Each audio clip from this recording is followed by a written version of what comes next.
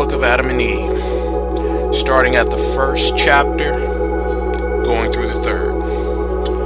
On the third day, Father Yahweh planted the garden in the east of the earth, on the border of the world eastward, beyond which towards the sun rising, one finds nothing but water, that encompasses the whole world and reaches the borders of heaven. And to the north of the garden there is a sea of water, clear and pure to the taste, unlike anything else, so that through the clearness thereof one may look into the depths of the earth. And when a man washed himself in it, he becomes clean of the cleanness thereof, and white of its whiteness, even if he were dark. And Father Yahweh created the sea of his own good pleasure, and he knew what would come of the man he would create, so that after he had left the garden on account of his transgression, men should be born on the earth. Among them are righteous ones who will die, whose souls Father Yahweh will raise at the last day, when all of them will return to their flesh, bathe in the water of that sea, and repent of their sins. But when Father Yahweh made Adam go out of the garden, he did not place him on the border of it northward. This was so that he and Eve would not be able to go near the sea of water, where they could wash themselves in it, be cleansed of their sins, erase their transgressions they had committed, and be no longer reminded of it in the thought of their punishment. As to the southern side of the garden, Father Yahweh did not want Adam to live there either, because when the wind blew from the north, it would bring him on the southern side the delicious smell of the trees of the garden. Wherefore Father Yahweh did not put Adam there. This was so that he would not be able to smell the sweet smell of those trees, forget his transgression, and find consolation for what he had done by taking delight in the smell of the trees, and yet not be cleansed from his transgression. Again, also, because Father Yahweh is merciful and of great pity, and governs all things in a way that he alone knows, he made our father Adam live in the western border of the garden, because on that side the earth is very broad. And Father Yahweh commanded him to live there in the cave, in a rock, the cave of treasures below the garden. Chapter 2. But when our father Adam and Eve went out of the garden, they walked on the ground on their feet, not knowing they were walking.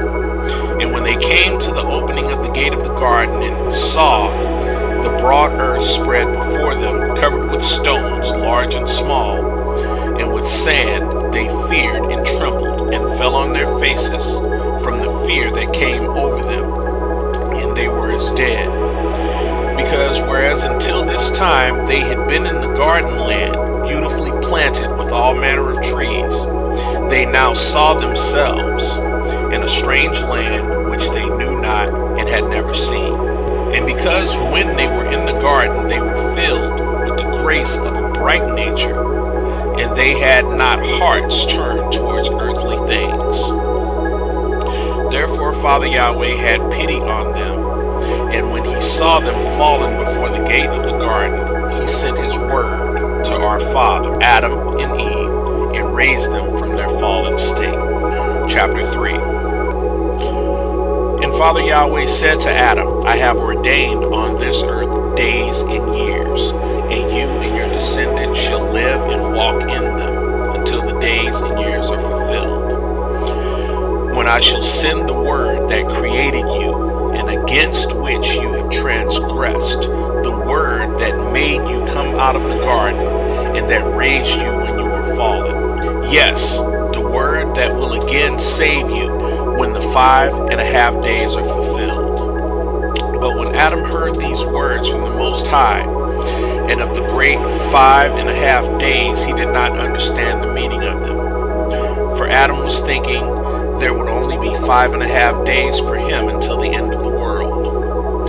And Adam cried and prayed to Father Yahweh to explain it to him. And then Father Yahweh, in his mercy for Adam, who was made after his own image and likeness, explained to him that these were 5,500 years, and how one would then come and save him and his descendants. But before that, Father Yahweh had made this covenant with our father Adam in the same terms before he came out of the garden, when he was by the tree where Eve took of the fruit and gave it to him to eat. Because when our father came out of the garden, he passed by that tree and saw how Father Yahweh had changed the appearance of it into another form, and how it shriveled. And when Adam went to it, he feared, trembled, and fell down. But Father Yahweh in his mercy lifted him up, and then made this covenant with him. And again, when Adam was by the gate of the garden and saw the cherub with the flashing sword of fire in his hands, and the cherub grew angry and frowned at him, both Adam and Eve became afraid of him, and thought he meant to put them to death. So they fell on their faces, trembled with fear. But he had pity on them and showed them mercy. Turning from them, went up to heaven and prayed to the Father and said, Sovereign, you sent me to watch the gate of the garden with the sword of fire. But when your servants Adam and Eve saw me, they fell on their faces and were dead. O my sovereign, what shall we do with your servants? Then Father Yahweh had pity on them and showed them mercy, and sent his angel to keep the garden. And the word of the Most High came to Adam and Eve and raised them up. And the Father said to Adam, I told you at the end of the 5.5 days I will send my word to save you. Strengthen your heart, therefore, and stay in the cave of treasures, of which I have before spoken to you. And when Adam heard this word from the Most High, he was comforted with that which Father Yahweh had told him, for he had told him how he would save him. Peace be unto you, brothers and sisters. Peace be unto you. This is Elder Youngman, and the name of tonight's message is The Bright Nature. The Bright